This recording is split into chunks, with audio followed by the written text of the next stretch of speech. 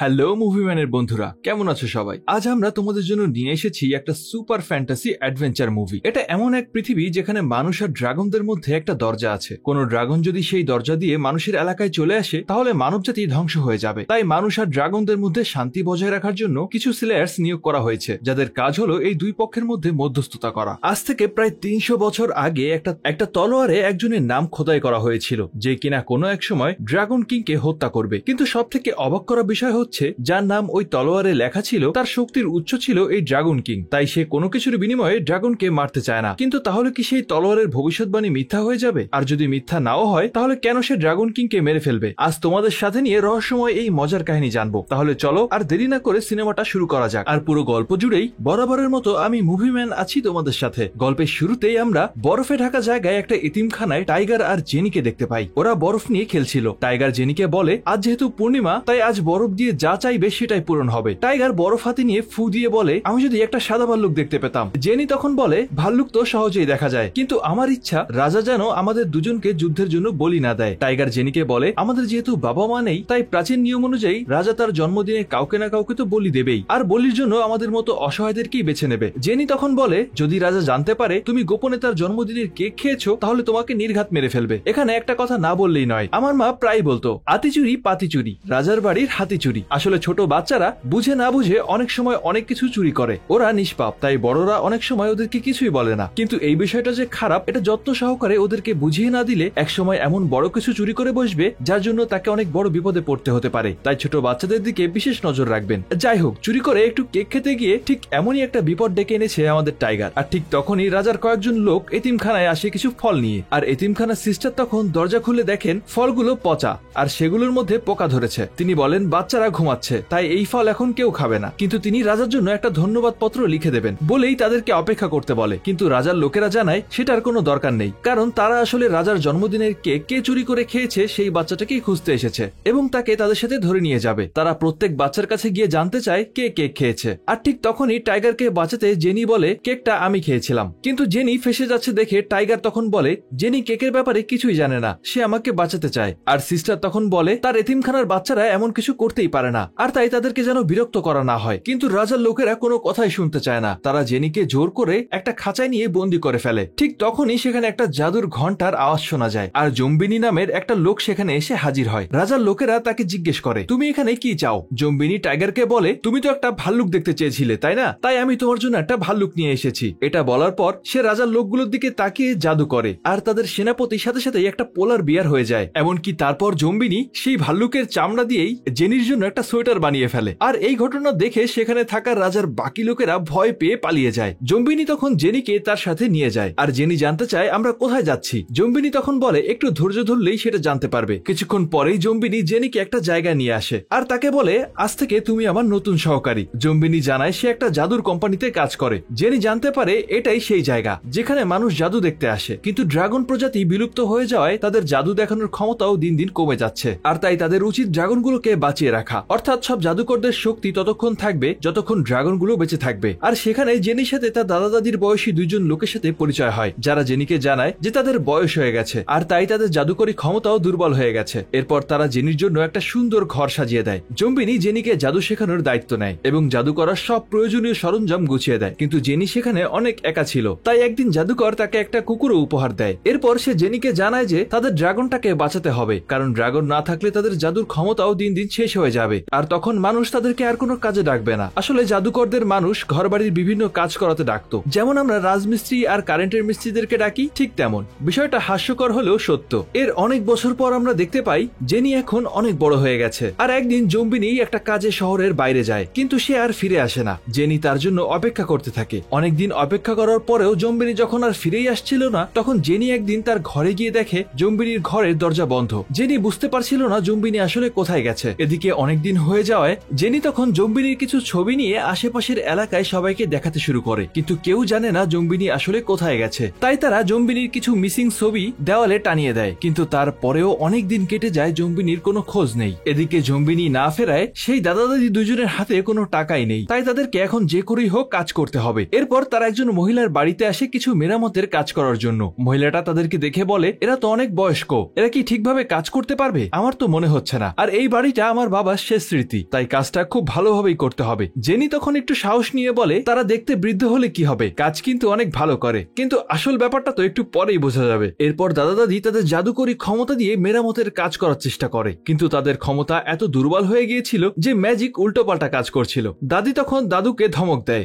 কারণ ক্লায়েন্ট তাদের দিকেই তাকিয়েছিল। দাদা বলে, বয়স হয়ে যাওয়ার কারণে এখন জাদু ঠিকমতো করতে পারছি না, কিন্তু যুবক বয়সে একাই 100 জনের কাজ করে ফেলতাম। মুভিম্যানের বন্ধুরা, এমন ফাপড় তোমরাও হয়তো অনেক শুনে থাকবে। বাপ চাচারা কিছু হলেই তো বলে ওঠে, তোরা কি যে পড়াশোনা করিস না, আমরা তো ছোটবেলায় 100 কিলো রাস্তা জুতা ছাড়াই হেঁটে বেড়াতাম, 5 কিলো নদী সাঁতরিয়ে যেতাম, 1 কিলো উড়ে উড়ে যেতাম, বর্ষায় কচু পাতা মাথায় দিয়ে যেতাম, আরো কত কি। যদিও তারা একেবারে মিথ্যা বলে না, তবু একটু ফাপড় নাই আর কি। আর এখানেও এই দাদা ঠিক তেমনটাই পার্ট দেখালো আর কি। ঠিক তখনই দাদা একটা ভিশন দেখতে পান, যেখানে রাজ্যের রাজা আর প্রজারা ড্রাগন স্লেয়ারের জন্য অপেক্ষা করছে, মানে তারা শেষ ড্রাগনটাকেও হত্যা করতে যাচ্ছে। এটা দেখে দাদা চিৎকার করে মাটিতে পড়ে যান। আর এদিকে জাদু শেষ না হওয়ায় ক্লায়েন্টের বাড়িটা হাওয়ায় ভেসে ওঠে, তারপর উল্টো করে নিচে পড়ে যায়। আর এটা দেখে মহিলাটা রেগে গিয়ে বলে, তোমাদেরকে কাজ দিয়ে আমি ভুল করেছি। অন্যদিকে দাদার দেখা সেই দৃশ্যগুলো রাজার উপদেষ্টাও দেখতে পায়, কিন্তু তাকে দেখে তো মনে হচ্ছিল সে কোনো রকস্টার, হয়তো বাতাসে ভেসে গান গাচ্ছিল। কিন্তু যাই হোক, সে সাথে সাথে দৌড়ে রাজার কাছে আসে আর তাকে চিল্লাপাল্লা করে উঠায়। রাজা রেগে গিয়ে উপদেষ্টাকে বলে, আমি গভীর ঘুমিয়েছিলাম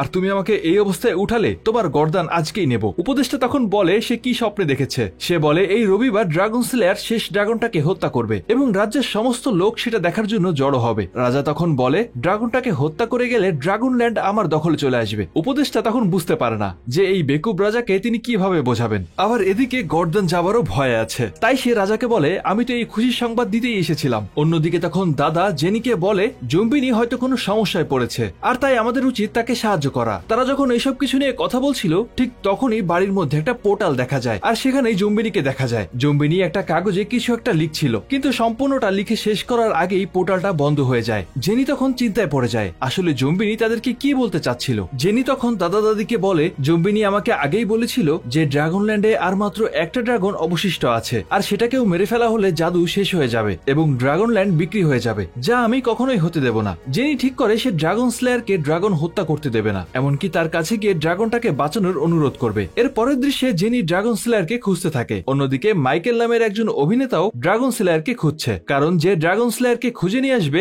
রাজা তাকে মোটা অঙ্কের টাকা দেবেন বলে ঘোষণা করেছেন। মাইক যেহেতু একজন অভিনেতা, তাই তার কাছে দেখা করার জন্য তার ভক্তরা লাইন ধরে দাঁড়িয়েছিল। একজন সাংবাদিক তার সাক্ষাৎকার নেওয়ার সময় জেনি মাইকেলকে পাত্তা না দিয়ে সেখান থেকে চলে যায়। মাইকেল এটা দেখে অবাক হয়ে যায়, এই বিষয়টা তার ইগোতে লেগে যায়। সে জেনিকে ডাকে আর তার সিনেমার পোস্টার দেখিয়ে তাকে বলে, আগামীকাল আমার সিনেমা মুক্তি পাবে, তুমি তোমার সব বন্ধুদেরকে নিয়ে সিনেমাটা দেখতে এসো। জেনি মনে মনে ভাবে, শালা একটা জোকার, অ্যাক্টিং এর এও পারে না, তাই ওর সিনেমা দেখতে যাওয়ার কোনো মানেই হয় না। পরের দৃশ্যে জেনি ড্রাগন স্লেয়ারের ডেরায় গিয়ে দেখে একজন লোক ড্রাগন স্লেয়ারের পোশাক পরে দাঁড়িয়ে আছে। জেনি তাকে জিজ্ঞেস করে, আপনি কি ড্রাগন স্লেয়ার? লোকটা তখন বলে হ্যাঁ, আর জেনি তখন তাকে রিকোয়েস্ট করে ড্রাগনটাকে হত্যা না করতে। জেনি আরো বলে, ড্রাগন মারা গেলে পৃথিবীতে জাদু শেষ হয়ে যাবে। ড্রাগন স্লেয়ার তখন জেনিকে ভেতরে নিয়ে যায় আর তাকে 300 বছর আগে কি ঘটেছিল জাদুর সাহায্যে সেটাই দেখায়। জেনি দেখতে পায় ড্রাগনরা মানুষকে অনেক বিরক্ত করত, এমনকি তাদের গরু, ছাগল, মুরগি এইসব ধরে নিয়ে যেত। এতে রাজার কোষাগার দিন দিন খালি হতে শুরু করে আর তাই সে ড্রাগনদেরকে মারার জন্য একটা বিশেষ বাহিনী তৈরি করে, যাদের নাম দেওয়া হয় ড্রাগন স্লেয়ার্স। ড্রাগন স্লেয়ার্সরা ড্রাগনদেরকে ধ্বংস করার জন্য রওনা দেয়, কিন্তু একটা ড্রাগন বেঁচে যায় আর সে মাটিতেই আটকা পড়ে। আর পরবর্তীতে সেই জায়গাটাকেই জাদু দিয়ে 4 সাইড দিয়ে বন্ধ করে দেওয়া হয় আর আজকে সবাই সেটাকে ড্রাগন ল্যান্ড হিসেবে চেনে। এরপর সেই ড্রাগন স্লেয়ার একটা তলোয়ার বের করে জেনিকে দেখায় আর তাকে বলে, এই তলোয়ার দিয়ে ড্রাগনকে হত্যা করা সম্ভব। তবে আসল টুইস্ট হলো 300 বছর আগে তৈরি হওয়া এই তলোয়ারে জেনির নাম খোদাই করে লেখা ছিল, মানে জেনি সেই ড্রাগন হত্যাকারী যে শেষ ড্রাগনটাকে মারতে যাচ্ছে। কি হুট করে পুরো গল্পটা পাল্টে গেল, তাই তো? অর্থাৎ তোমরা যারা এত সময় ধরে দেখছিলে ড্রাগনকে বাঁচাতে যে মেয়েটা সব জায়গায় ছোটাছুটি করছে, দিন শেষে সেই মেয়েটাই ড্রাগন হত্যাকারী। আমি কিন্তু এটা জানতে পেরে বেশ অবাকই হয়েছিলাম। আর এখানে সব থেকে বড় প্যাচ হচ্ছে জাদুকরের শক্তির প্রধান উৎসই হচ্ছে এই ড্রাগনগুলো। জেনি নিজেও একদম থমকে যায়। জেনি তখন তলোয়ারটা ফেলে দিয়ে বলে সে ড্রাগনটাকে মারতে পারবে না। এরই মধ্যে সেই ড্রাগন স্লেয়ার টিভির ভেতরে ঢুকে যায় আর টিভির স্ক্রিনে থাকা ড্রাগন স্লেয়ার তখন বলে যে তোমার সময় এসেছে, এখন তোমাকে কর্তব্য পালন করতেই হবে। আসলে জেনি এতক্ষণ যার সাথে কথা বলছিল সে ছিল আসলে প্রথম ড্রাগন স্লেয়ার, যে কিনা অনেক আগেই মারা গেছে। তার মানে জেনি এতক্ষণ একটা আত্মার সাথে কথা বলছিল। এদিকে কি করবে বুঝতে না পেরে জেনি যখন সেখান থেকে বের হচ্ছিল, ঠিক তখন মাইকেল জেনিকে ধরে ফেলে। সে জানতে পারে জেনি হলো আসল ড্রাগনের হত্যাকারী, তাই সে তাকে তাকে রাজার সামনে নিয়ে যায়। রাজা ঠিক তখনও ঘুমাচ্ছিল, আর তাই সেই উপদেশটা আবারও ভয় পাচ্ছিল তাকে জাগাতে, কারণ রাজা রেগে গিয়ে তাকে মেরেও ফেলতে পারে। অনেক ভয়ে ভয়ে সে রাজাকে ঘুম থেকে ডেকে তোলে। রাজা তখন তাকে বলে, আমি তোমাকে একটা কাজ দিতে চাই, আর সেটা কোনো অনুরোধ না, সেটা আমার আদেশ। তোমাকেই শেষ ড্রাগনটাকে মারতে হবে। জেনি তখন বলে, ড্রাগন মারা গেলে জাদুর ক্ষমতাও শেষ হয়ে যাবে, যেটা আমি মোটেও চাই না। আর রাজা তখন বলে, ড্রাগনটা মারা গেলে ড্রাগন ল্যান্ড ফাঁকা হয়ে যাবে, আর তখন আমার রাজ্য আরো কয়েক গুণ বড় হয়ে যাবে। কিন্তু জেনি তখনও তার সিদ্ধান্তেই অটল। সে ড্রাগনটাকে কোনোভাবেই মারতে রাজি না। তখন রাজা রেগে গিয়ে জেনিকে জেলে বন্দি করে রাখেন। এটা দেখে মাইকেল আফসোস করে, কারণ জেনিকে ছাড়া ড্রাগনকে মেরে ড্রাগন ল্যান্ডে পৌঁছানো সম্ভব না। সে মনে মনে বলতে থাকে, আরে এই গাধাকে রাজা বানালো কে? সে রাজাকে বলে, আরে মহারাজ, আপনি যদি জেনিকে আটকে রাখেন তাহলে সে ড্রাগনকে মারবে কি করে? তখন রাজা জেনিকে 2 দিনের সময় দেয় তার সিদ্ধান্ত জানানোর জন্য। এদিকে জেনি বের হওয়ার সময় টুপি পরা একজন লোক তাকে উদ্দেশ্য করে তীর ছুঁতে চায়, কিন্তু জেনি একটা ঘোড়ার গাড়িতে ওঠার কারণে একটুর জন্য প্রাণে বেঁচে যায়। আর সেই গাড়িতে জেনির সাথে টাইগার আর সিস্টারের দেখা হয়, যাদেরকে দেখে জেনি অনেক খুশি হয়। সিস্টার তখন বলে যে রাজার লোকেরা টাইগারকে ধরতে চায়, তাই জেনি যেন তাকে রক্ষা করে। তিনি আরো জানায় যে জেনিকে বন্দি করার খবর তারা টিভিতে দেখেছে, আর সেটা দেখেই তারা এখানে ছুটে এসেছে। এর মধ্যেই সমস্ত চ্যানেলে ঘোষণা করা হয় যে জেনি হলো ড্রাগন স্লেয়ার। আর এটা দেখে চারিদিকে একটা হুলস্থু কাণ্ড বেঁধে যায়। এরপর জেনিকে বিশাল সংবর্ধনা দেওয়া হয়। চ্যানেলের উপস্থাপক জেনিকে মঞ্চে ডেকে এনে নানা রকমের প্রশ্ন করতে শুরু করে। উপস্থাপক তাকে জিজ্ঞেস করে আগামীকাল ড্রাগনের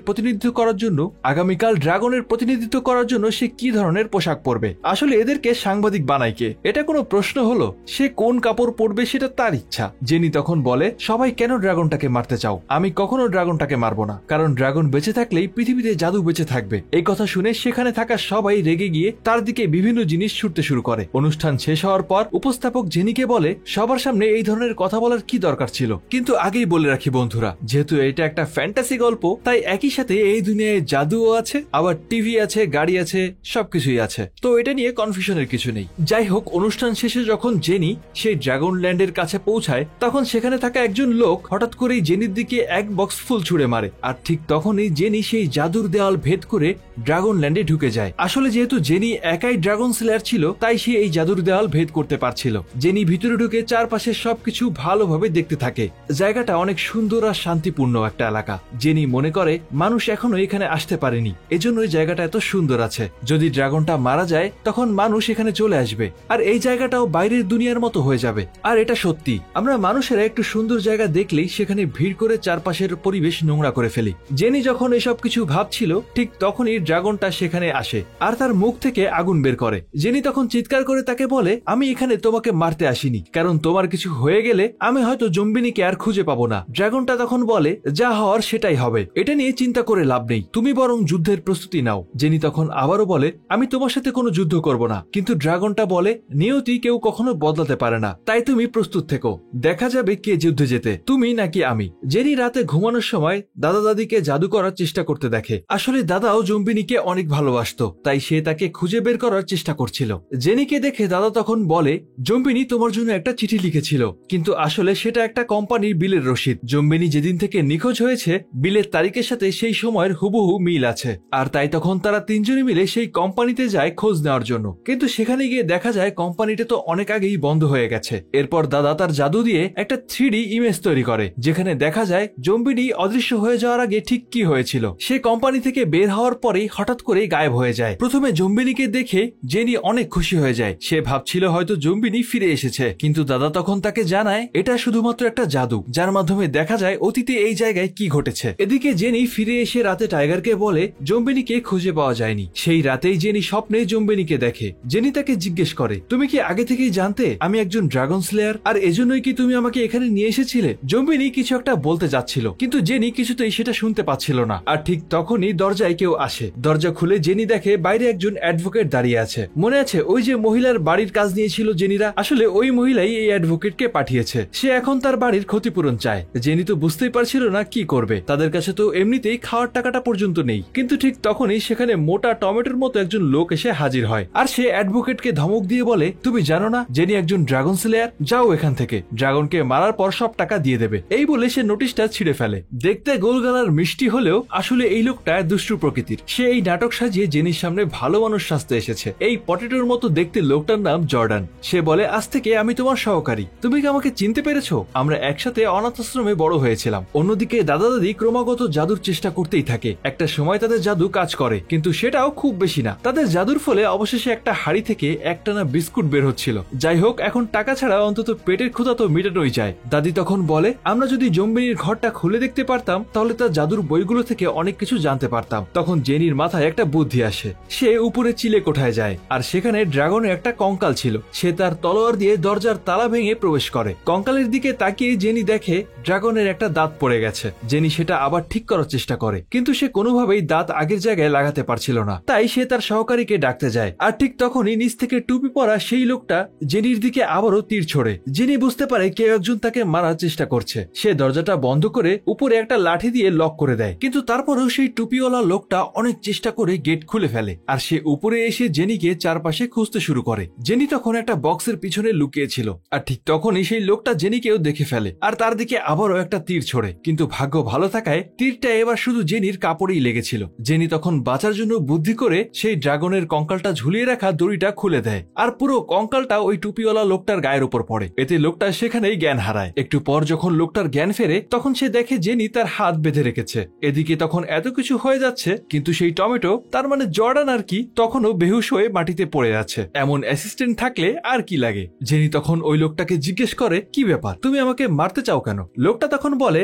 আসলে আমি একজন জাদুকর, আর আমি জানতে পেরেছি তুমি লাস্ট ড্রাগনটাকেও মেরে ফেলবে, তাই তার আগে আমি তোমাকে মেরে ফেলতে চাই। জেনি তখন বলে, ভাগ্য ভালো তুমি এই কথাটা বলে দিয়েছো, তা না হলে তো তুমি সত্যি আমাকে মেরে ফেলতে। কিন্তু কান খুলে শুনে রাখো জাদুকর, আমি ড্রাগনটাকে মারবো না। আমি নিজেও চাই না পৃথিবী থেকে জাদু হারিয়ে যাক। কথাটা শুনে জাদুকর এতটাই আবেগী হয়ে পড়ে যে সে জেনিকে জড়িয়ে ধরে। এদিকে জেনি ঠিক যখনই বাইরে বের হয়, মাইকেল আর তার লোকেরা আবারও তাকে চারপাশ থেকে ঘিরে ধরে। আর মাইকেল তাকে বলে, তুমি সেদিন ড্রাগনল্যান্ডে ঢুকেছিলে, আর তার জন্য তোমাকে ট্যাক্স দিতে হবে, আর যদি ট্যাক্স না দাও তাহলে তোমাকে আবারও জেলে যেতে হবে। আর ঠিক তখনই এতক্ষণে সেই মোটা টমেটোর জর্ডানের জ্ঞান ফিরেছে। সে বাইরে এসে বলে, ঠিক আছে, আমরা ট্যাক্স দিয়ে দেব। এরপর সে জেনিকে নিয়ে একটা অ্যাডের এজেন্সিতে আসে, আর সেখানে আসার পর একজন মহিলা তাদের সামনে আসে। সে জেনিকে একটা অ্যাড করার জন্য অনেক টাকা অফার করে। যেহেতু জেনি ছিল একজন ড্রাগন স্লেয়ার আর বর্তমানে সে বেশ ফেমাস, তাই তারা তাকে দিয়ে অ্যাড করাতে চাচ্ছিল। যাই হোক, মনের ইচ্ছাতেও জেনিকে অ্যাড করতে হয়। তাকে হলুদ রঙের একটা ক্যাটকাটা গেঞ্জি পরিয়ে অ্যাড করানো হয়। অ্যাড শেষে বাইরে আসার পর জেনির একটু সন্দেহ হয়। সে জর্ডানকে জিজ্ঞেস করে, আচ্ছা তুমি কি ওই মহিলাকে আগে থেকেই চিনতে নাকি? জর্ডান তখন বলে, আরে না, কই, আমি তো আসলে তোমার কেয়ার করি, এজন্যই তোমাকে সাহায্য করলাম আর কি। আর এটা বলেই এই মোটকু জেনিকে একটা কিস করে বসে।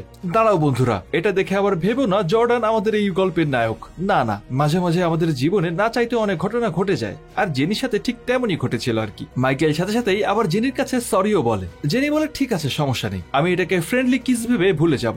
এরপর জেনি সেখান থেকে বাড়ি ফিরে সোজা জম্বিনীর রুমের সামনে আসে, আর তার সেই স্পেশাল তলোয়ারটা দিয়ে জম্বিনীর দরজার লক খুলে ফেলে। আসলে এই দরজায় একটা জাদুকরি লক দেওয়া ছিল, তাই এই শক্তিশালী তলোয়ার ছাড়া হয়তো সেটা খোলাও অসম্ভব ছিল। জেনি টাইগারকে নিয়ে জম্বিনীর রুমে ঢোকে। রুমে ঢুকে জেনি বলে, জম্বিনী হয়তো আমার জন্মদিনের জন্য আমাকে কোনো উপহার দিতে চাচ্ছিল, আর সেটা নিয়েই এখানে কাজ করছিল। কিন্তু টাইগার তখন বলে, তুমি ভালোভাবে খুঁজে দেখো, হয়তো জম্বিনী এখানে তোমার জন্য কোনো ক্লু ছেড়ে গেছে। জেনি তখন আশেপাশের দেওয়ালে টানানো বিভিন্ন কাগজগুলো দেখছিল, আর সেখানে থাকা একটা কাগজের অনেকগুলো শব্দের প্রথম অক্ষরগুলো মেলানোর পর তার একটা কোম্পানির নাম খুঁজে পায়। আর অবাক করা বিষয় হলো, এটা ছিল সেই কোম্পানি যেটার জন্য জেনি একটু আগেই অ্যাড করেছিল। এটা জানার পর জেনির সাথে সাথেই দৌড়ে সেই ড্রাগন স্লেয়ারদের আড্ডায় চলে আসে, কারণ তার সন্দেহ ছিল ওই কোম্পানির ব্যাপারে হয়তো জর্ডান কিছু জানে। কিন্তু ড্রাগন স্লেয়ারদের আড্ডায় আসার পর জেনি দেখে সেখানে জর্ডান নেই, বরং মাইকেল আগে থেকেই তার লোকগুলোকে সাথে নিয়ে জেনিকে ধরার জন্য সেখানে অপেক্ষা করছিল। জেনি আর টাইগার ভেতরে ঢুকতেই মাইকেল আর তার লোকেরা টাইগারকে ধরে একটা খাঁচায় বন্দি করে ফেলে। আর মাইকেল জেনিকে বলে, যদি তুমি এবার রাজার কথায় রাজি না হও তাহলে আমরা তোমার ছোট ভাই টাইগারকে যুদ্ধে পাঠিয়ে দেব। এটা শুনে জেনি সেখান থেকে দৌড়ে কোনোভাবে পালিয়ে আসে। সে সোজা নিজেদের বাড়ি ফিরে আসে, আর বাড়িতে এসে দাদিকে সবকিছু জানায়। দাদি তখন বলে, ঠিক আছে, কোনো সমস্যা নেই, তুমি কিছুক্ষণের জন্য দম বন্ধ করে থাকো, বাকিটা আমি সামলে নেব। এদিকে মাইকেল ও জেনির পিছু পিছু তাদের বাড়িতে চলে আসে, আর সে দাদিকে জিজ্ঞেস করে জেনি কোথায়। কিন্তু দাদি বলে, তা তো আমি জানি না, জেনি তো এখনো বাড়ি ফেরেনি, কিন্তু আমরা দেখতে পাই জেনি দাদির পাশেই দাঁড়িয়েছিল। আসলে বন্ধুরা হয়তো এটা দাদির কোনো ম্যাজিক ছিল, আর জেনি দম বন্ধ করে রাখার কারণেই মাইকেল তাকে দেখতে পাচ্ছিল না। আর দাদির কথা মেনে নিয়েই মাইকেল সেখান থেকে চলে যায়। মাইকেল চলে যাওয়ার পর জেনি দাদিকে জানায় রাজার লোকেরা টাইগারকে ধরে নিয়ে গেছে। এটা বলে সে মন খারাপ করছিল। দাদি তখন বলে, তুমি টাইগারের চিন্তা করো না, আমি ওকে ছাড়িয়ে নিয়ে আসবো। এরপর জেনি আবারও ড্রাগন ল্যান্ডের দিকে রওনা দেয়, কিন্তু মাইকেল আর তার লোকেরা তাকে আবারও চারদিক থেকে ঘিরে ফেলে। ঠিক তখনই টুপি পরা সেই জাদুকর এসে জেনিকে তুলে নিয়ে যায়, কিন্তু মাইকেল ঠিক তখনই তাদের দিকে একটা তীর ছুড়ে মারে, আর তীরটা সোজা গিয়ে সেই টুপিওয়ালা লোকটার বুকে লেগে যায়। জেনি আর লোকটা সোজা মাটিতে পড়ে। লোকটা গুরুতর আহত হয়ে সেখানেই মারা যায়। কিন্তু মারা যাওয়ার আগে সে জেনিকে বলে, ড্রাগনকে বাঁচিও। জেনি সেখান থেকে আবারও সোজা ড্রাগন ল্যান্ডের দিকে রওনা দেয়। যাওয়ার সময় সে দেখে তার সেই সহকারী জর্ডান টিভিতে সাক্ষাৎকার দিচ্ছিল। জেনি একজন কাপুরুষ, আর সে শেষ ড্রাগনটাকে মারতে অস্বীকার করেছে, তাই এখন আমি তার জায়গায় ড্রাগনটাকে মারতে যাচ্ছি। জেনি বুঝতে পারে জর্ডান তাকে ধোকা দিয়েছে, তাই সে আরো দ্রুত সেই ড্রাগন ল্যান্ডের দিকে যাওয়ার চেষ্টা করে, যাতে সে জর্ডানকে থামাতে পারে। সংবাদকর্মীরা জেনির সাক্ষাৎকার নেওয়ার চেষ্টা করলে রাজার লোকেরা জেনিকে থামানোর চেষ্টা করে। অন্যদিকে মাইকেল এক বিশাল ট্যাঙ্ক নিয়ে হাজির হয়েছে। সে জেনিকে মারতেই যাবে, ঠিক তখনই দাদু তার জাদুর সাহায্যে মাইকেলকে নাড়িয়ে দেয়, আর জেনি এই সুযোগে দ্রুত ড্রাগন ল্যান্ডে প্রবেশ করে। আর জম্বিনির দেওয়া সেই জাদুকরী কুকুরটাও জেনির সাথে ড্রাগন ল্যান্ডে ঢুকে পড়ে। অন্যদিকে তখন দাদি রাজার সেই সৈনিকদের কাছ থেকে টাইগারকে জাদু দিয়ে বাঁচিয়ে নেয়। জেনি ড্রাগন ল্যান্ডে ঢোকার পর দেখতে পায় সে যে অ্যাড কোম্পানির জন্য অ্যাড করেছিল তারা জায়গায় জায়গায় তাদের কোম্পানির পতাকা বসিয়ে দিয়েছে। তার মানে তারা আগে থেকেই ড্রাগন ল্যান্ড কবজা করতে চায়। জেনি তখন রেগে গিয়ে চিৎকার করে জর্ডানকে ডাকতে থাকে, কিন্তু জর্ডান দূর থেকেই জেনির দিকে গুলি ছুটতে শুরু করে। জেনি একটা পাথরের আড়ালে লুকিয়ে পড়ে, আর সুযোগ বুঝে জেনির কুকুরটা জর্ডানের কাছ থেকে বন্দুক কেড়ে নেয়। কিন্তু তখনই জর্ডান আরেকটা বন্দুক বের করে কুকুরটাকে গুলি করে সেখানেই মেরে ফেলে। জেনি তখন চিৎকার করে বলে, তুমি আমার সাথে বিশ্বাসঘাতকতা করেছো, আমি তোমাকে বিশ্বাস করেছিলাম। কিন্তু জর্ডান উত্তর দেয়, আমি রাজার প্রতি সবসময় অনুগত থাকবো, আর তার জন্য সবকিছু করতে পারি। আর এটা শুনে জেনি তখন রেগে গিয়ে বাইরে চলে আসে, আর সে চিৎকার করে বলে, আমি চাই তুমি এখনই এখানে পুড়ে মরে যাও। জেনি এটা বলার সাথে সাথেই জর্ডানের গায়ে সেখানে আগুন ধরে যায়, আর সে সেখানেই পুড়ে মারা যায়। ঠিক তখনই ড্রাগনটা তার দিকে উড়ে আসে, আর ড্রাগন ল্যান্ডের বাইরে থাকা চারদিকে জাদুর ব্যারিকেড গুলো জ্বলতে শুরু করে। ড্রাগন ল্যান্ডের ভেতর থেকে সিংহরা বাইরে বের হয়ে আসতে শুরু করে, এমনকি মাটির নিচ থেকে বড় বড় হাঙর মানুষদের উপর আক্রমণ করতে থাকে। চারপাশে কি হচ্ছিল কিছুই বুঝে ওঠা যাচ্ছিল না। এদিকে ড্রাগন জেনির সামনে এসে তাকে যুদ্ধ করতে বলে। জেনি আবারও বলে, আমি তোমাকে মারতে আসিনি, ড্রাগন না থাকলে কোনো জাদু থাকবে না, আর সেটা আমি কিছুতেই হতে দেব না। ড্রাগনটা তখন বলে, ভাগ্যকে কেউ এড়াতে পারে না, আর তাই তুমি আমার সাথে যুদ্ধ করো, এটাই আমাদের নিয়তি। আর যদি তুমি আমাকে বাঁচাও তাহলে বাইরে থাকা মানুষগুলো জীবন ঝুঁকিতে পড়বে, কারণ এত বছর ধরে ড্রাগন ল্যান্ডকে চারদিক থেকে আটকে রাখা হয়েছিল, আর তাই এর ভেতরের জাদুর শক্তি এখন এত পরিমাণে হয়ে গেছে যে সেটা যে কোনো সময় বিস্ফোরণ ঘটতে পারে, আর তখন তোমার প্রিয় মানুষগুলো মারা যাবে। এটা বলে ড্রাগন জেনির উপরে আবারও আক্রমণ করে, কিন্তু জেনি তারপরেও তার সাথে লড়াই করতে চাচ্ছিল না। আর তাই তখন ড্রাগনটা জেনিকে মুখে করে নিয়ে একটা উঁচু পাহাড়ের উপরে আসে। সেখান থেকে সে বাইরের মানুষদেরকে দেখিয়ে জেনিকে বলে, তুমি যে জাদুর জন্য এত লড়াই করছো সেটা এখন নিয়ন্ত্রণের বাইরে চলে যাচ্ছে। জেনি তখন ড্রাগনকে জিজ্ঞেস করে, তুমি কি সত্যিই মরতে চাও? ড্রাগন বলে, না, আমি মরতে চাই না, কিন্তু আমার ভাগ্যে যেটা আছে সেটাই হবে। জম্বিনি তোমাকে কি শিখিয়েছিল? তুমি চাও এই পৃথিবীতে জাদু বেঁচে থাকুক, কিন্তু যদি তোমার এই স্যাক্রিফাইসে পৃথিবীর মানুষ বেঁচে থাকে তাহলে সেটাই কি ভালো না? তুমি ভেবে দেখো জম্বিনি কি চাইতো। সে কি চাইতো তুমি ড্রাগনকে বাঁচানোর জন্য সব মানুষকে মেরে ফেলো? ড্রাগনের এই কথা শুনে জেনি দ্বিধায় পড়ে যায়। সে কি করবে বুঝতে পারছিল না। জেনি তখন বলে, নিয়ম অনুযায়ী যদি কোনো ড্রাগন মানুষের ক্ষতি না করে তাহলে তাকে হত্যা করা যাবে না। এটা শুনে ড্রাগনটা তখন তার বিশাল নখ দিয়ে জেনির কাপড়ের কিছুটা অংশ ছিঁড়ে দেয়, আর বলে, এই নাও, আমি তোমার ক্ষতি করলাম, এবার তো নিয়ম অনুযায়ী তুমি আমাকে হত্যা করতেই পারো। এটা বলে সে আবারও জেনির দিকে আগুন ছোড়ার জন্য রেডি হয়। জেনি বুঝতে পারে আর কোনো উপায় নেই, তাই সে এবার বাধ্য হয়েই তার তলোয়ারটা ড্রাগনের বুকে ঢুকিয়ে দেয়, আর ড্রাগনটার সাথে সাথেই সেখানেই মারা যায়। এদিকে বাইরে থেকে সবাই তখন দেখছিল ভেতরে বিশাল একটা বিস্ফোরণ হয়েছে, আর সাথে সাথেই বাইরে থাকা সেই জাদুর বর্ডারটা গায়েব হয়ে যায়। বাইরে থাকা মানুষগুলো পাগলের মতো দৌড়ে ড্রাগন ল্যান্ড কবজা করার জন্য ছুটে যায়। রাজাও তখন তার সৈন্য আর ট্যাঙ্কদেরকে নিয়ে ভেতরে ঢুকতে শুরু করে।